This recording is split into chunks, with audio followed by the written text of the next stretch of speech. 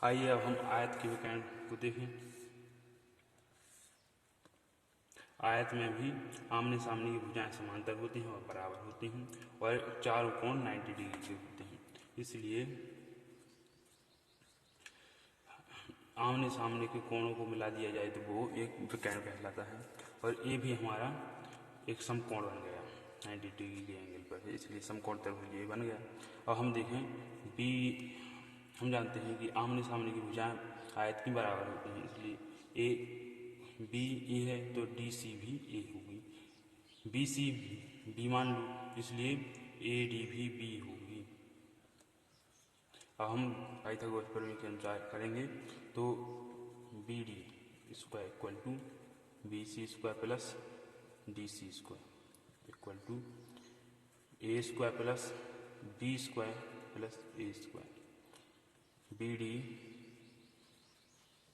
Square equal to B square plus A square, या B D equal to root under A square plus B square, यानी आयत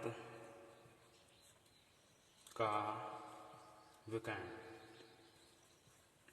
आयत का विकर्ण बराबर root under A square plus B square, अर्थात आधार का वर्ग प्लस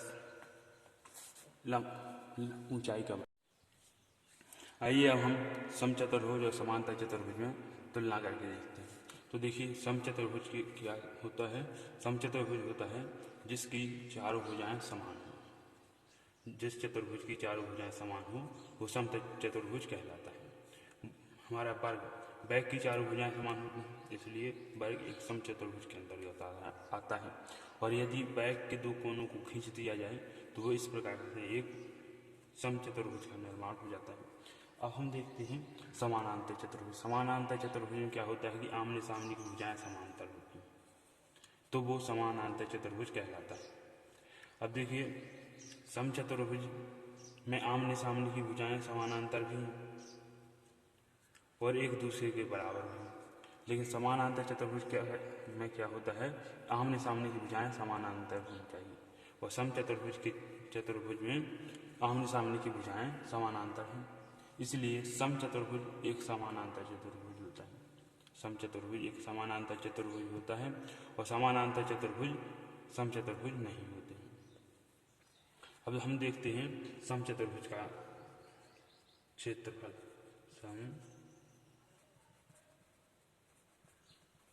चतुर्भुज का क्षेत्रफल, समचतुर्भुज का क्षेत्रफल होता है 1/2 दोनों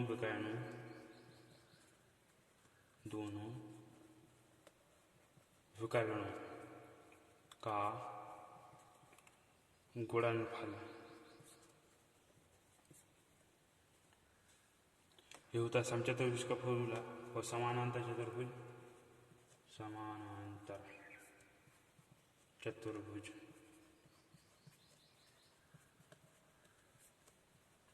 का क्षेत्रफल बराबर आधार गुणे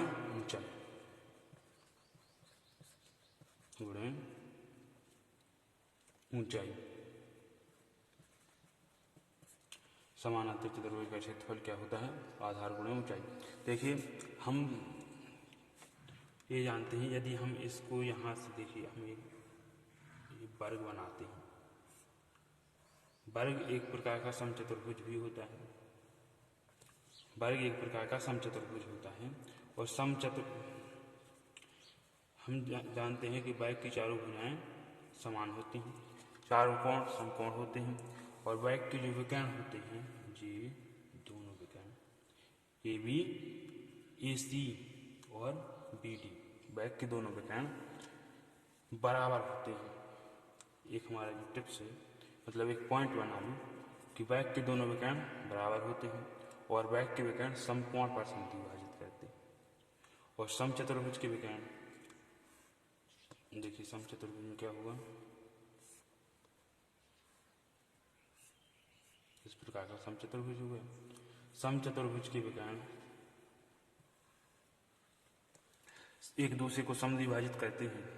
समचतुर्भुज के विकर्ण एक दूसरे को समद्विभाजित करते हैं पर बराबर नहीं होते हैं और समकोण पर समद्विभाजित करते हैं। यानी समचतुर्भुज के जो विकर्ण हैं एक दूसरे को 90 डिग्री के एंगल पर काटते हैं और समद्विभाजित करते हैं, समान दो भागों में बांटते हैं पर 90 आपस में बराबर नहीं होते, क्योंकि ये लंबाई जितनी, एक कोण जितना छोटा होगा ये कोण उतना बड़ा होगा और ये दूरी उतनी छोटी होती जाएगी, इसलिए जो दोनों विकर्ण आपस में बराबर नहीं होते समचतुर्भुज में।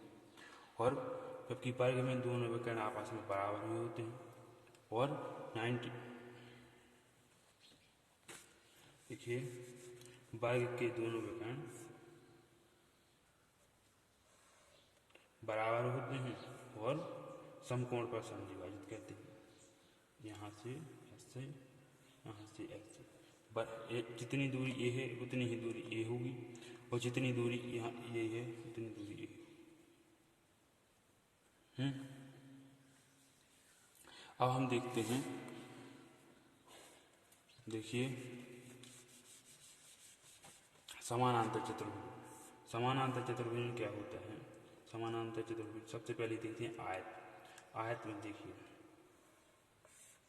आयत, यह आयत में क्या होता है?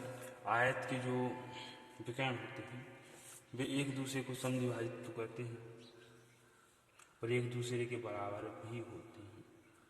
आयत A B C D, A C B D ये हमारे आयत के विकर्ण हैं। ए सी बा बराबर बी डी होते ही आयत के दोनों विकर्ण एक दूसरे के बराबर होते हैं। आयत के दोनों विकर्ण, आयत के दोनों विकर्ण एक दूसरे को समद्विभाजित करते हैं, एक दूसरे को समद्विभाजित करते हैं, द्विभाजित करते हैं पर एक दूसरे समकोण पर समद्विभाजित नहीं करते। ये सिर्फ ये ध्यान रखना है कि वर्ग के जो विकर्ण थे वो समकोण पर समद्विभाजित करते हैं। वर्ग के जो विकर्ण हैं वो समकोण पर समद्विभाजित करते हैं। वर्ग के विकर्ण समकोण पर समद्विभाजित करते हैं। समचतुर्भुज के विकर्ण समकोण पर समद्विभाजित करते हैं पर समानांतर चतुर्भुज के विकर्ण और आयत के विकर्ण समकोण पर समद्विभाजित नहीं करते। आयत के जो विकर्ण होते हैं एक दूसरे को समद्विभाजित करते हैं,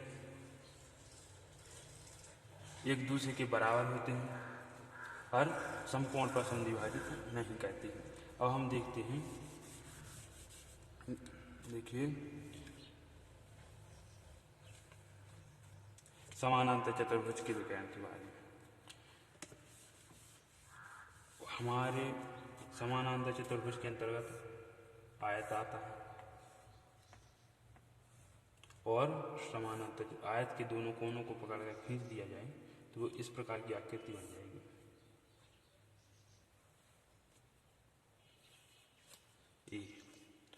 तो अब हम देखते हैं समानांतर चतुर्भुज की विकर्ण। समानांतर चतुर्भुज के विकर्ण एक दूसरे को समद्विभाजित करते हैं पर समकोण पर समद्विभाजित नहीं करते हैं। आइए अब हम समानांतर चतुर्भुज के बारे में और गहराई से देखें कि इसमें क्या क्या होता है। समानांतर चतुर्भुज यहाँ लिखने की कोई जरूरत नहीं है। देखिए हमारे समानांतर चतुर्भुज ऐसा चतुर्भुज जिसके आमने सामने की भुजाएं क्या हो, समांतर हो। अब समानांतर चतुर्भुज के अंतर्गत हमारा समचतुर्भुज भी आता है। अब समानांतर चतुर्भुज में क्या होता है कि समानांतर चतुर्भुज में लगातार कोणों का योग। यानी देखिए ये तो वर्ग है, इसके तो चारों कोण 90 डिग्री के होते हैं, ये हमें पता है। ये वर्ग नहीं, ये आयत, सॉरी ये क्या है, आयत है। ए बी सी डी आयत के आमने सामने की भुजाएं बराबर होती हैं, समानांतर होती हैं और चारों कोण 90 डिग्री के एंगल पर होते हैं।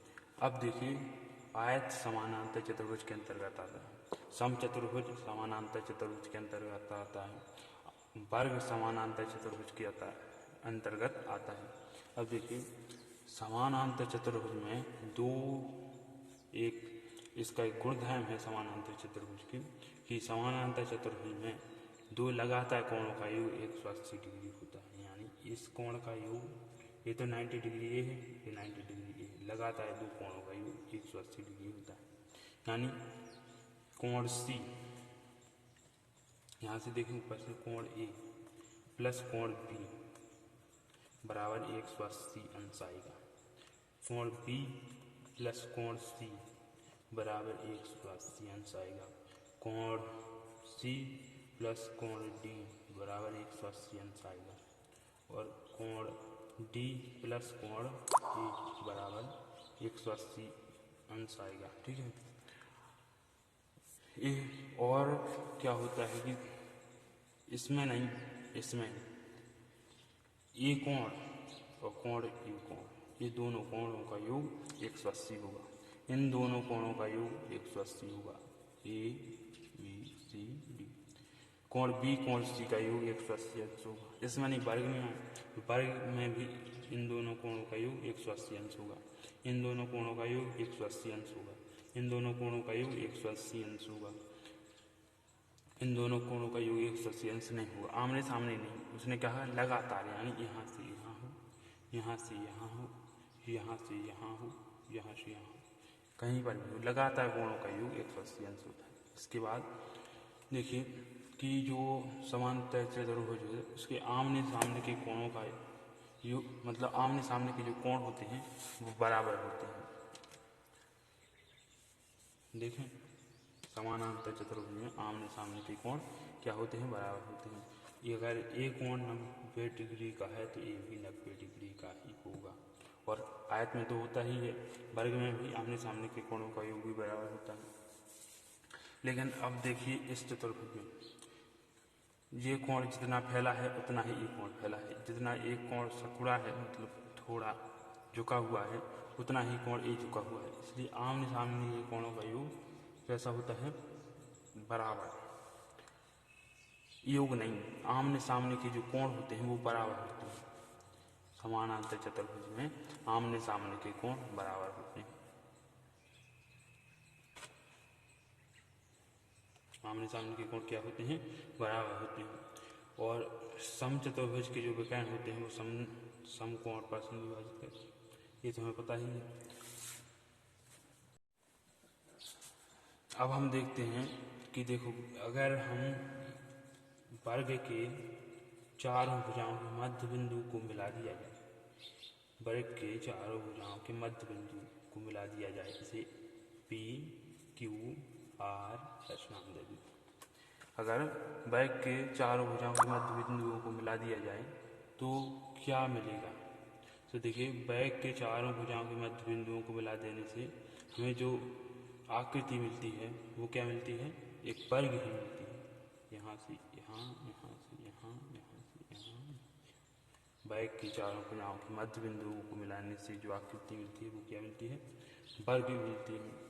और यदि हम आयत की बात करें कि आयत के मध्य बिंदुओं को मिलाने से क्या बनेगा, देखिए ये आयत है,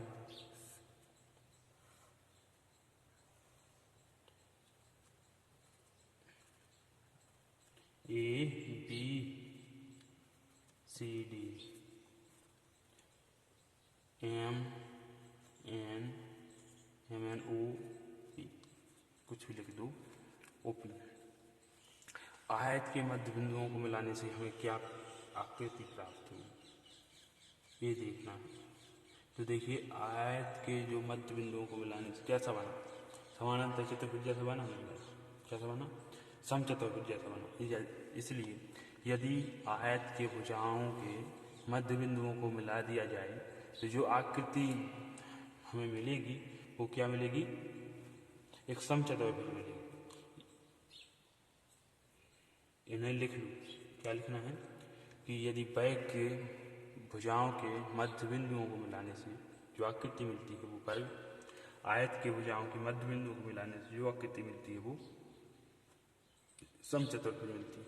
और समानांतर चतुर्भुज के भुजाओं के मध्य बिंदुओं को मिलाने से जो आकृति बनेगी वो क्या बनेगी?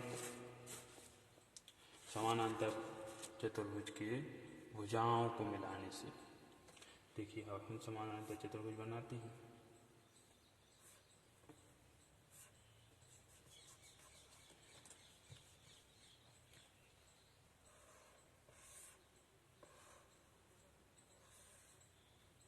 ये हमारा समानांतर चतुर्भुज ए बी सी डी। अब समानांतर चतुर्भुज के मध्य बिंदुओं को मिलाने से ये हम मानते हैं, कुछ भी मान ले लो, ये होगा पी क्यू एम एन, कुछ भी ले लो, पी क्यू एम एन, इनको मिलाने से हमें क्या मिलता है? क्या मिला? समानांतर चतुर्भुज के चारों भुजाओं को मिलाने से हमें जो आकृति मिलती है वो क्या मिलती है? कैसा लगा? ये भुजा बराबर है, ये भुजा और ये भुजा भी बराबर। समानांतर चतुर्भुज के चारों भुजाओं के मध्य बिंदुओं को मिलाने से जो आकृति बनती है वो क्या बनती है? समानांतर चतुर्भुज ही बनती है। समानांतर चतुर्भुज के मध्य बिंदुओं को मिलाने से जो आकृति बनती है वो क्या बनती है? समानांतर चतुर्भुज ही बनती है। अब एक और रह गया, कौन रह गया? समचतुर्भुज। यदि हम देखें समचतुर्भुज के बारे में, देखिए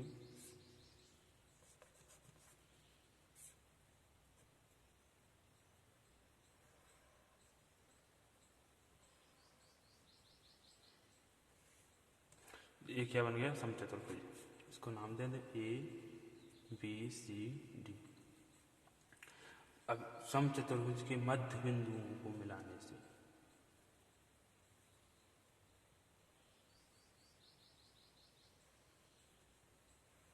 कैसी आकृति बनी? समचतुर्भुज के मध्य बिंदुओं को मिलाने से जो आकृति बनती है वो क्या बनती है? ये कैसा बना? देखो अच्छी तरह से बना के दिखाएंगे हम इसे, बिल्कुल क्लियर दिखेगा, साफ। इसके लिए कुछ टाइम लगेगा, जिसके लिए माफी चाहता हूँ। देखिए समचतुर्भुज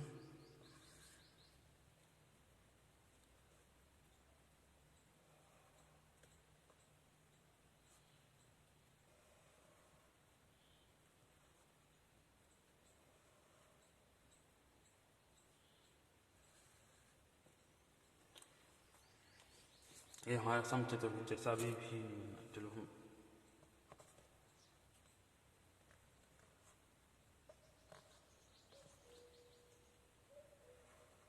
ठीक है, अब बन गया ये समचतुर्भुज है। अब इसके चारों भुजाओं के मध्य बिंदुओं को मिलाने से हमें कौन सी आकृति प्राप्त होगी? देखते देखिए, ये हमें जो आकृति प्राप्त होती है वो होती है वर्ग। अब हम देखें वर्ग।